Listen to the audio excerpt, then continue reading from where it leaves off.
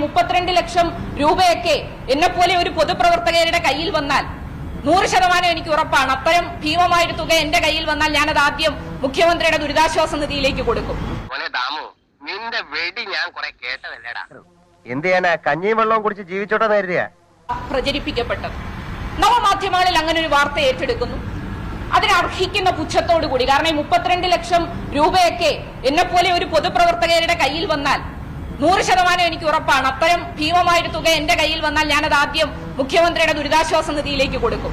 അതാണ് ഞങ്ങൾ ശീലിച്ചു വന്നിട്ടുള്ളൊരു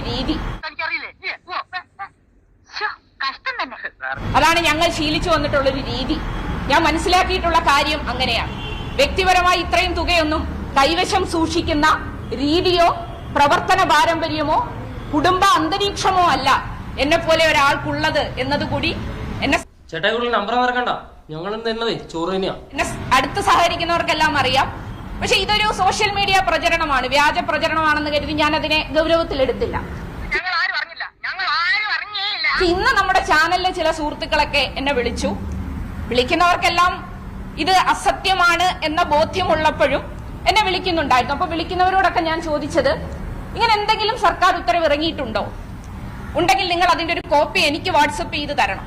അപ്പൊ എന്റെ പക്കൽ ഇതുവരെ